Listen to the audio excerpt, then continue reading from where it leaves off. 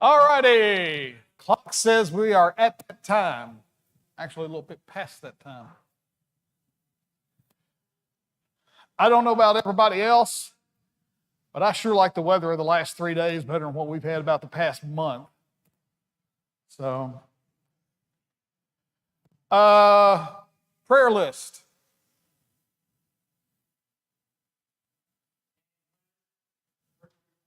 Tammy Winter's surgery tomorrow. Barbara Dixon's surgery tomorrow. So we got 2 there.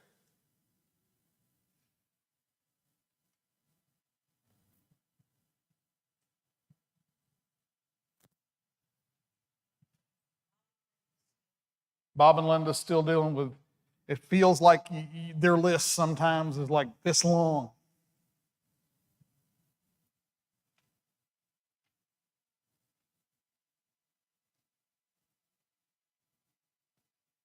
Anybody else?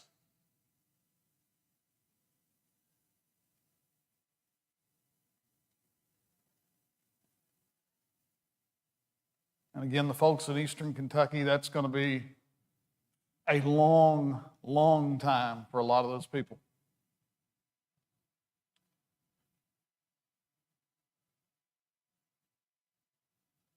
Jay, would you mind leading us in a prayer to get started?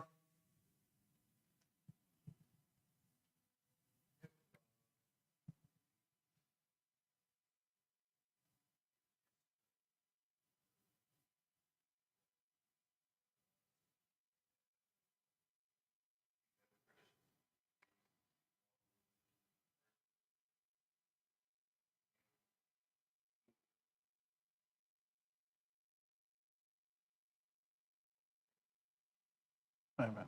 All right, we're continuing on in our series, 12 Were Chosen. Last week we talked about Matthew. We talked a little bit about tax collection. Today, as we look at the 12 Were Chosen, we're going to talk about John. Anybody, what do you think of when you think of John?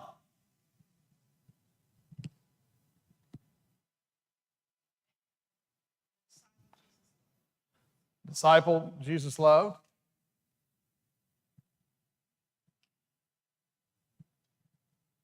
Anybody else? He could run faster than Peter.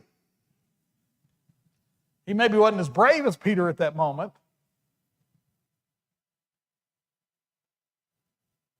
John.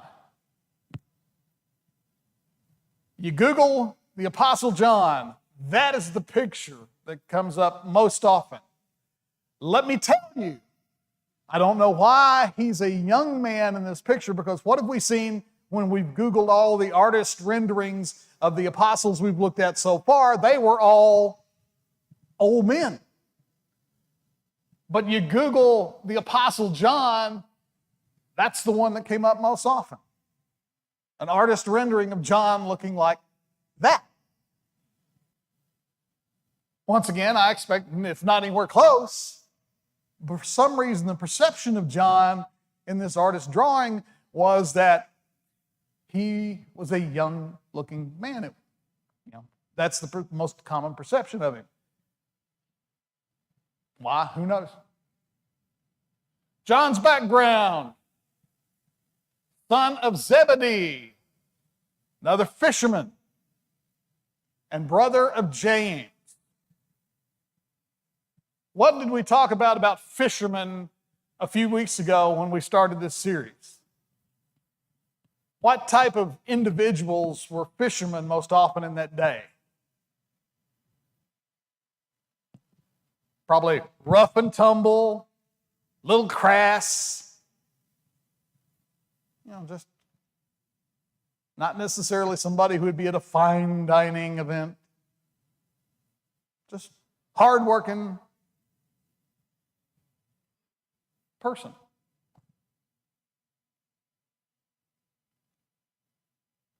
It tells us in Matthew 4:21-22, going on from there, they saw two other brothers, James, son of Zebedee, and his brother John. They were in a boat with their father Zebedee, preparing their nets. Jesus called them, and immediately they left the boat and their father and followed him. When I read this, one of the first things that pops to my mind, what did Zebedee say?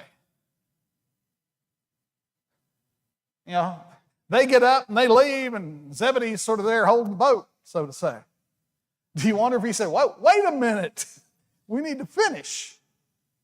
Or where are you going? There's so much more in some of the stories of the calling of the apostles I'd like to know. Was there a conversation that led up to this? How much did they know about Jesus already? Why do they just drop what they're doing and go? We know that we're told that Jesus calls them, but what was entailed in that call? How much explanation did he give? What happened in that moments before this actually took place? And again, you wonder what their father Zebedee said in this situation. Put your parents' shoes on here a minute. What if you and your family run a business, suddenly a man comes up and asks your children, hey, drop what you're doing and go with me? What would your reaction be?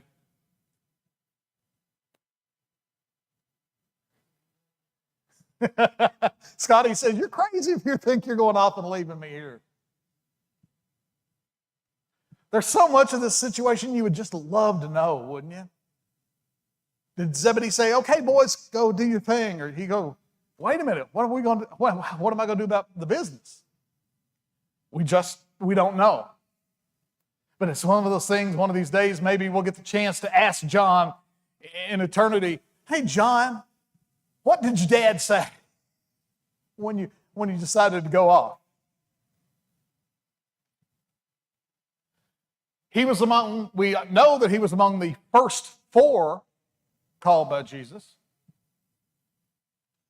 We know that he likely had a bold or aggressive personality, not just from the aspect that he was a fisherman, but when you look at Scripture in Mark 3:16 and 17, these are the 12 he appointed.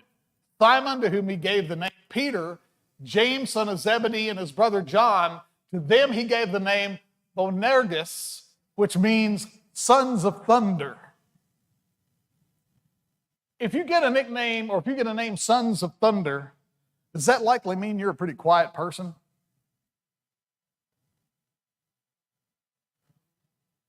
Probably no. I mean, what do you think? Why did Jesus call them sons of thunder? Or maybe it's because Zebedee made a lot of noise when they, maybe Zebedee said, wait a minute, made a lot of noise when they left. Sons of thunder.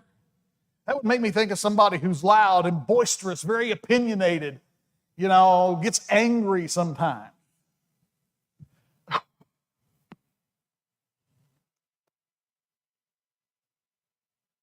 Also, something that indicates maybe he had a little temper to him, look at Luke 9:51 through 55. As the time approached for him to be taken up to heaven, Jesus resolutely set out for Jerusalem. And he sent messengers on ahead who went into a Samaritan village to get things ready for him. But the people there did not welcome him because he was heading for Jerusalem. When the disciples, James and John, saw this, they asked, Lord, do you want us to call fire down from heaven to destroy them? But Jesus turned and rebuked them. Says a little bit about his personality, doesn't it? They're not welcoming to Jesus and John and James. They say, let's call fire down on them. Let's take care of them. Just maybe an insight to his personality. John seems to be in the inner circle. Did we see instances where we see that maybe implied? Carol?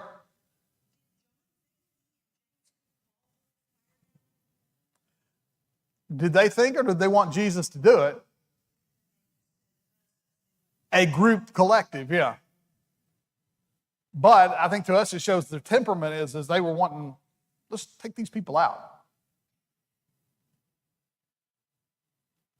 Inner circle, Mark 5:37, he did not let anyone follow him except Peter, James, and John, the brother of James. Matthew 17:1, after 6 days, Jesus took with him Peter, James, and John, the brother of James, and led them up a high mountain by themselves.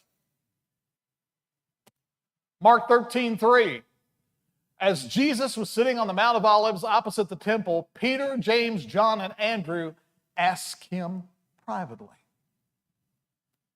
Do we get some indication that John was really, this would seem to indicate to us, doesn't it, that John's in the close loop here. Not just the 12, but there's this inner circle of the 12, maybe Jesus' closest friend. And when it would appear by some of these instances and some of the things that take place, that John is in that tight circle. How many of you have a circle of friends and then you have a closer circle of those kind of friends? I think most of us would say we've got friends, and then we have those who are our best friends or our closest friends, or those that we know we could count on in a time of need. Just by some of these examples, John appears to be in that close circle with Jesus. John was apparently known to the high priest at the time. John 18:15-16 says, Simon Peter was following Jesus, and so was another disciple. Now that disciple was known to the high priest and entered with Jesus into the court of the high priest. But Peter was standing at the door outside, so the other disciple, who was known to the high priest, went out and spoke to the doorkeeper and brought Peter in. Implies that John had some kind of relationship or knowledge of who with the high priest. John wrote Gospel of John. John wrote 1 John, 2 John, 3 John. John wrote Revelation. So we know John, we know a bit more about than some of the ones we've looked at already, just by what's available to us, and by the fact, it does help that he wrote one of the Gospels. Key moments, some key moments in the life of John. Obviously, with the apostles, as any of them, the calling is probably the key moment of their life. In Matthew 4:21-22, it reads, they were in a boat with their father Zebedee, preparing the nets. Jesus called them, and immediately they left the boat and their father and followed him. Key moment, 1, the decision to leave and follow.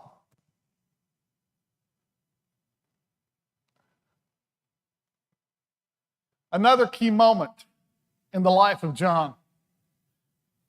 When Jesus then saw his mother and the disciple whom he loved standing nearby, he said to his mother, woman, behold your son. Then he said to the disciple, behold your mother. From that hour, the disciple took her into his own household. Imagine that moment. You've been following Jesus. You believe who Jesus is, and Jesus entrusts you to be the one to provide the care for his earthly mother. I don't know about you, but I'd have felt a lot of pressure in that moment. That would have been something like, whoa. That would have been more pressure than, I think, taking care of your own mother.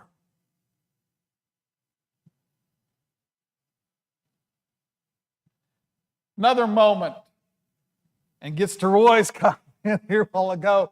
So Peter and the other disciple went forth, and they were going to the tomb. The two were running together, and the other disciple ran ahead faster than Peter and came to the tomb first. And stooping and looking in, he saw the linen wrappings lying there, but he did not go in. Another big key moment in the life of John. Can you imagine everything they had gone through that week? And then they're told, he's not there, he's gone.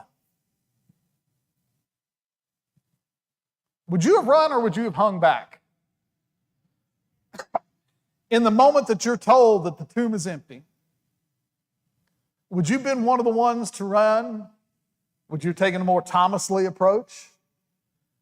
Or would you have hung back a little bit? Now, obviously, as Roy said, John was a faster runner because he got there first. How would we have done? What would we have done? And I guess another question is for you guys, anybody who wants to answer this, throw it out there. Why do you think John didn't go in?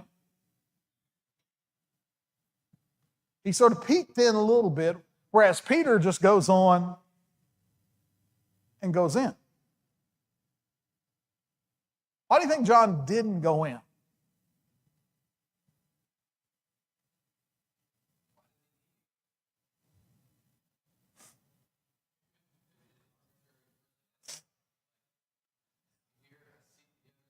Yeah. Whereas Peter was known as a just curious. Yeah. It does say he stooped and he looked in. And it says Peter just, and Peter's just that nature, and he just went on bulling a china shop and was going in anyway.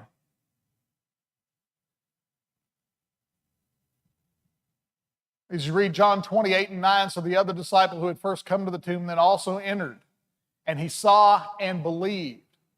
For as yet they did not understand the scripture that he must rise again from the dead. So after Peter went in, John decides, okay, I'll go in too.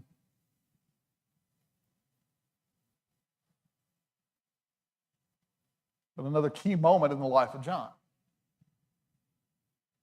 So, as we've covered a little background of John and what we know and what we've read about John, what are some things we learn from John and his life and his writing?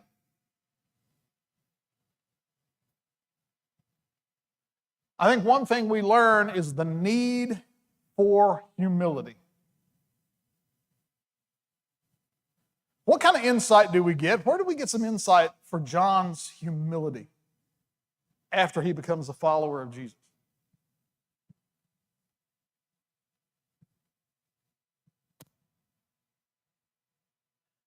Think about how John wrote his gospel. As you read through the Gospel of John, does John say, I was there, I saw, we did, I, John, was a witness to this? How does John refer to himself? Is he really tooting his own horn that he was there, he was able to see, and he was able to be a part of it?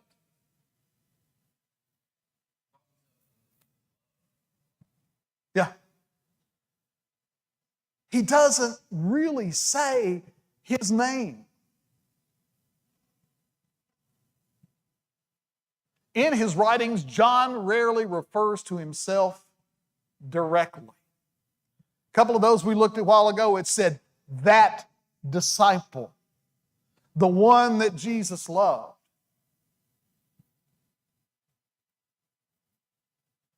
You get the feel that he's trying not to cast the light upon himself at all.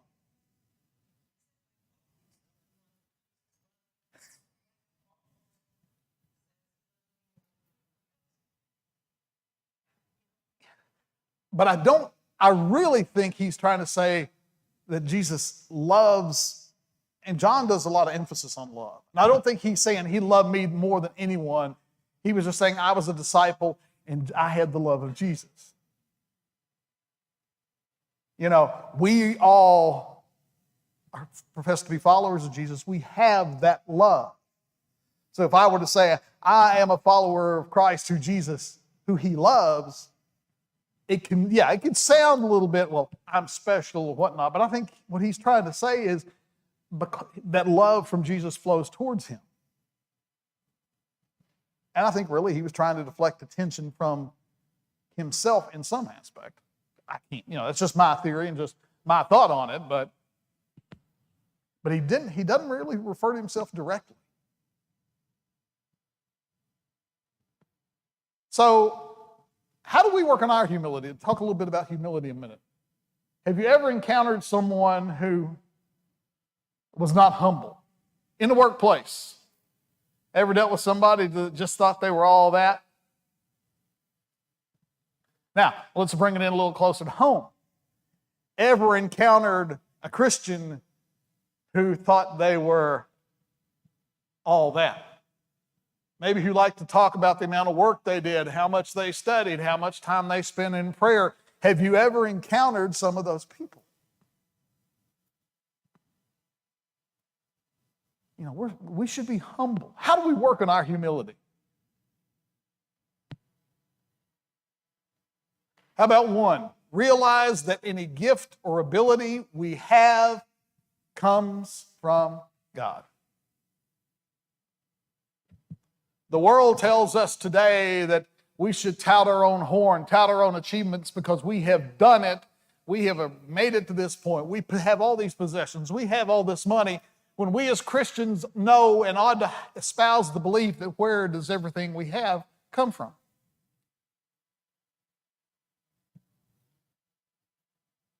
Do we have anything in our lives that God has not allowed us or given us to have?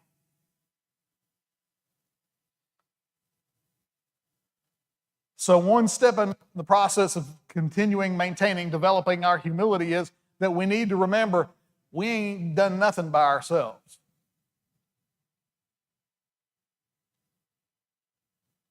Another way is to see and treat others better than yourself. Do we not see that message all the way through the gospel? It's not supposed to be all about us. It is supposed to be about others. And it's a little easier to stay humble if you're not focused on self all the time. Also, don't boast about what you do for God's kingdom. The Bible tells us through that if we're doing something for the praise of men, what? Carol? That's your reward. You know, we're told one hand should do without the other hand knowing. Truly, if we're living our faith in the way that we're supposed to, we don't need to boast about what we do. We do, but we do because it's our love for the Father and for the Lord that has us doing it anyway. And our love for those around us. So we shouldn't boast about what we do. Charles Spurgeon wrote, there will be 3 effects of nearness to Jesus: humility, happiness, and holiness. If we're being close to Christ, humility is part of that. Because does not Jesus give us the ultimate example of humility? You know, the Word tells us that Jesus was created. Nothing was created without Him, and yet what does He do in service? Not only does He give all, we get the example of Him washing feet. Can you imagine? You created everything, and you're willing to serve someone to the point you get down and wash their feet.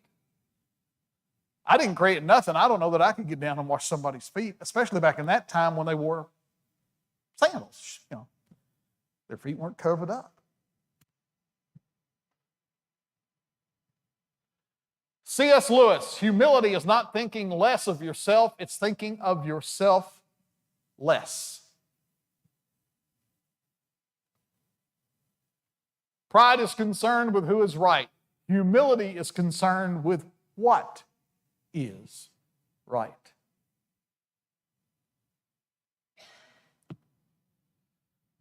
Something else we learn from John. Sometimes we just have to believe we may not understand. If you look back at something we read just a minute ago. So the other disciple who had first come to the tomb that then also entered, and he saw and believed.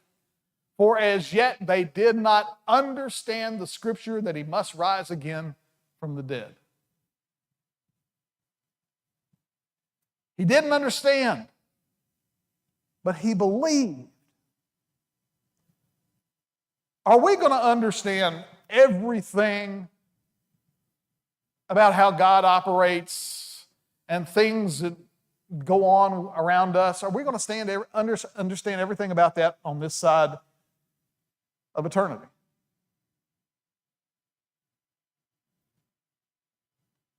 You know, there are a lot of things I think we're all going to want to ask questions when we get there. A lot of whys and whats. But aren't there a lot of things that we really have to take on faith and trust in God that we're not going to know?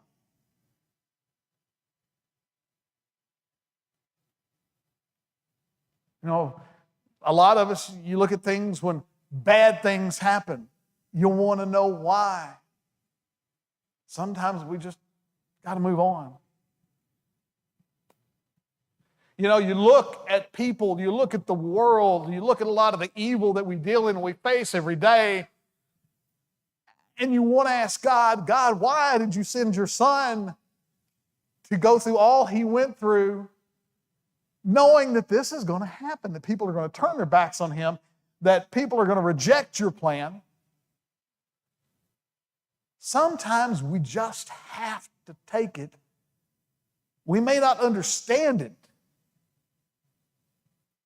We just have to believe and maintain our faith.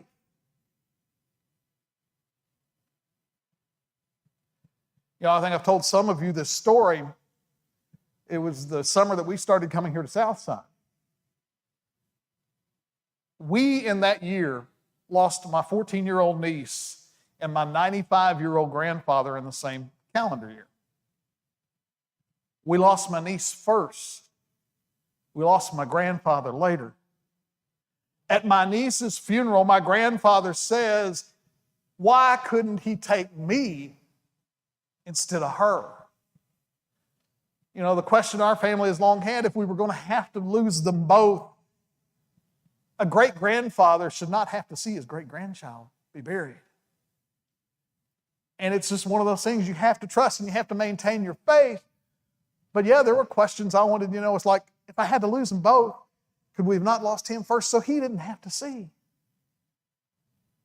There are things in life that we just got to take with faith that we're not going to understand.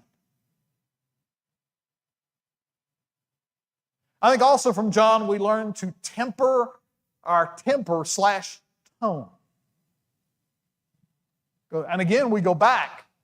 Luke 9:51 through 55, and starting just right there at verse 54, when the disciples James and John saw this, they asked, Lord, do you want us to call fire down from heaven to destroy them? Jesus turns and does what? Rebukes them. He doesn't say, well, they deserve it, and that would be okay, but we're going to go on. He turned and rebuked them. You can disagree with me and tell me if you disagree with me later. I think there are a lot of Christians and those who profess to be Christians in the world today who need some rebuking in how they convey their faith and what they say about others. They were wanting to call down fire and destroy people, and Jesus turned and said no, and it says he rebuked them. I think there is a lot of rebuking that a lot of people need to hear today. People who are expressing their faith and expressing it in a way of holier than thou, better than thou, expressing with such hate and vitriol in the world today that they need to be rebuked because they are damaging the cause of Christ with what they're doing.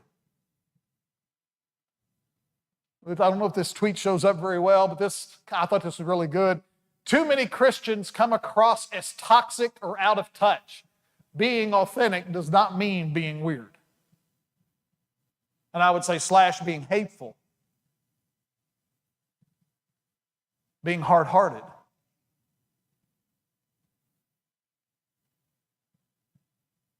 when we came across this quote, when we speak the truth in love, it will truly help the person. However, if we speak the truth in hatred or in a negative tone, it could push the person away from God. And it could push them away for good. When you go to speak to someone, when you go to make a social media post, when you go to express your faith, think about that. That what you say could have an eternal impact on someone else's life. You can either influence them and correct them and help them for good, or you can push them away enough to the point they don't want to hear it anymore. And I think a lot of times, a lot of us and a lot of those who profess to be Christian need to think about the impact our statements could have.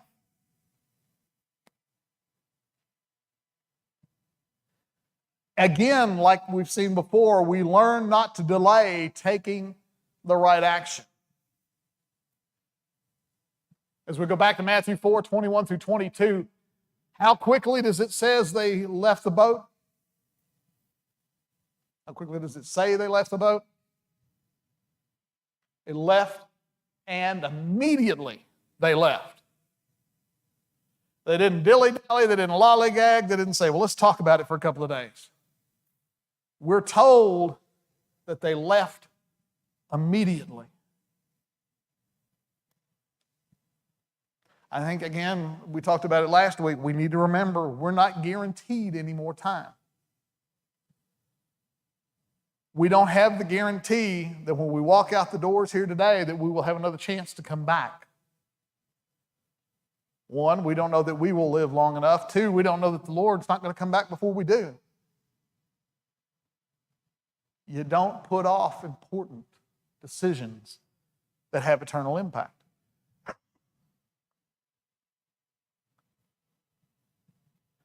We learn the importance of love from John.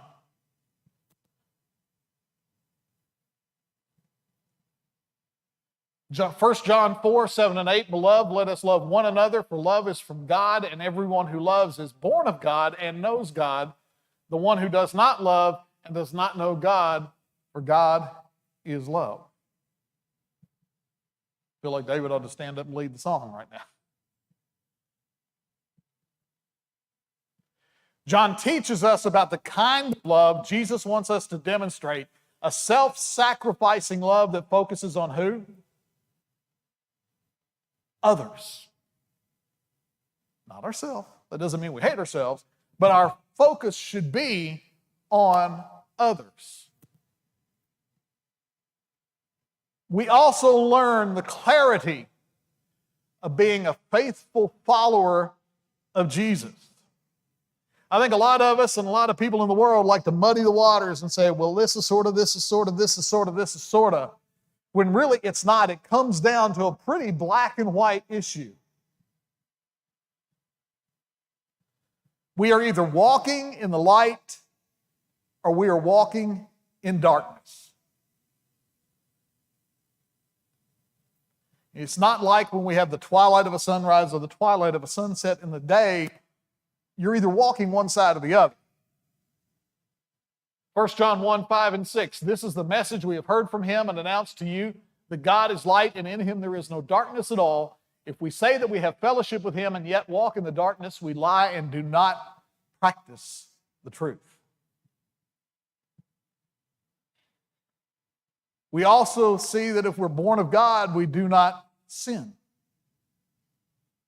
1 John 1, 5 and 6, no one who is born of God practices sin because his seed abides in him, and he cannot sin because he is born of God.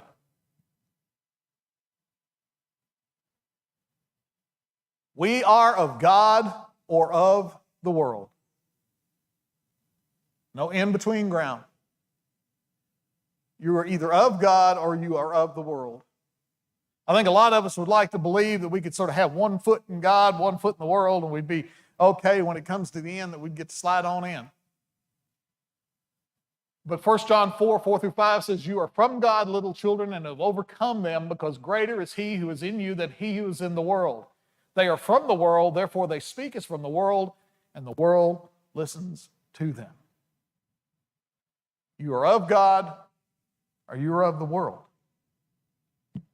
There is clarity, not muddled like a lot of people would like to think. So, what happened to John? What happened to John?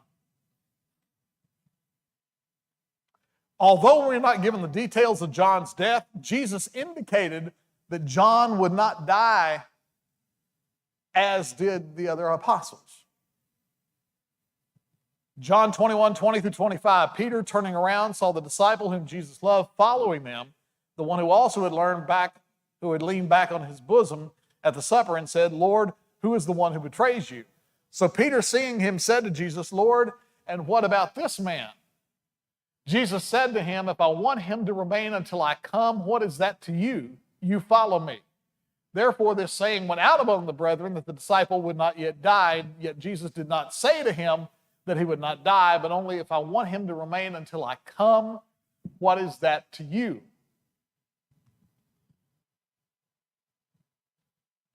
So it implies that he's going to be a little different. But there were those at the time who believed that Jesus was saying, oh, John's not going to die. And John points out that's not what he said. Many historians believe John died in Ephesus, which is modern-day Turkey, in about AD 98, during the reign of Emperor Trajan. Now, John was arrested in Ephesus, where he was another tradition, and again, these are all traditions, we don't have any firm on this. Another tradition was that John was arrested in Ephesus, where he was tossed into a basin of boiling oil. According to this tradition, he was miraculously delivered from death and then was sentenced to exile on the island of Patmos. Can you imagine? A basin of boiling oil.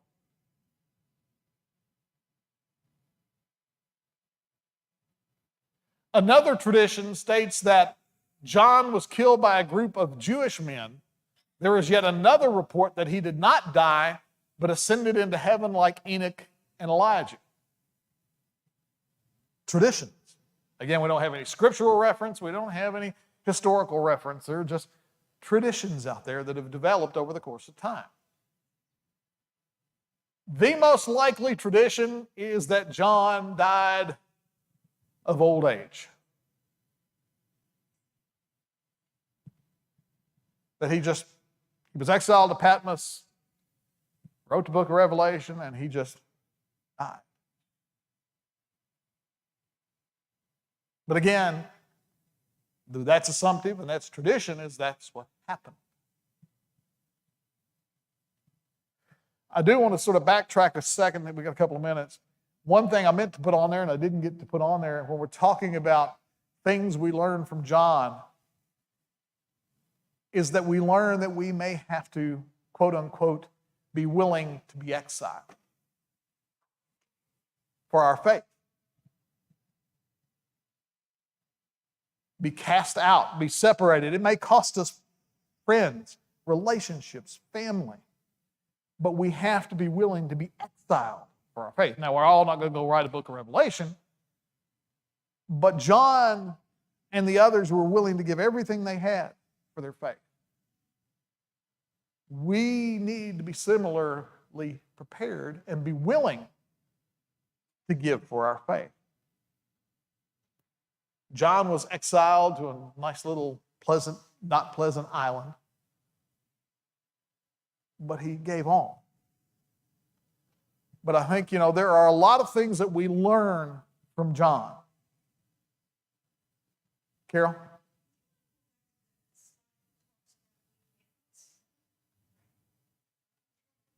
Which one?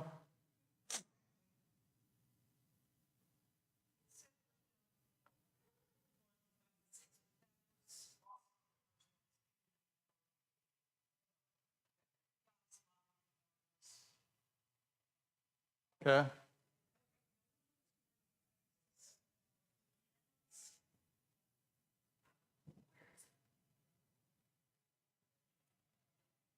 First John 1, 5, 6. There's a possibility I typoed that.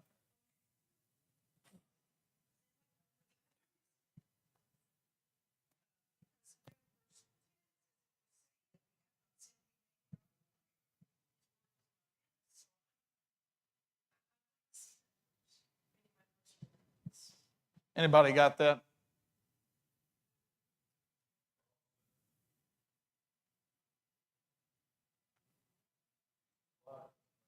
Well,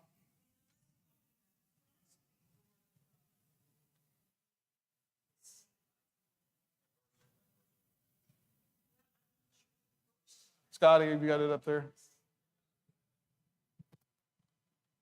I want to make sure I didn't typo that. But I don't think that was talking about that man could not sin.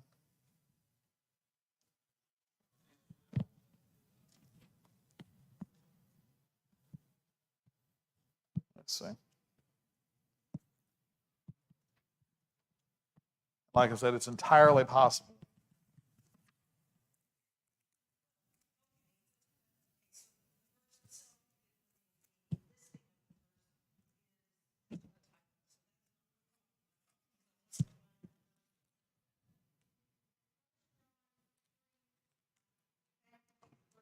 Oh, yeah. I put the verse in and then did not change my reference. I see what I did there.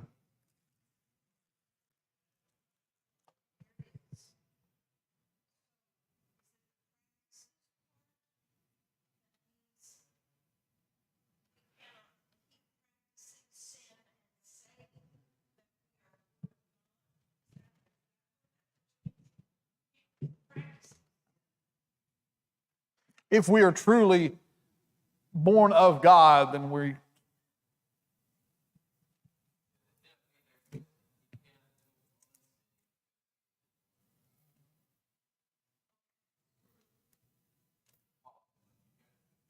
yeah.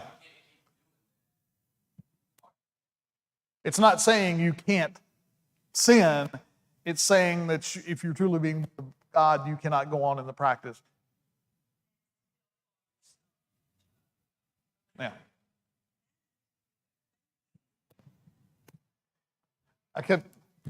I'm glad somebody was able to find that because, yeah, I had copied a slide over, pasted a verse in, and didn't change my.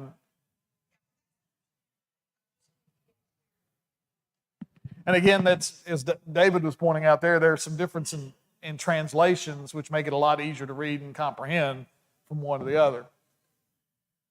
All right, so we are done through that. We will pick up another one next week.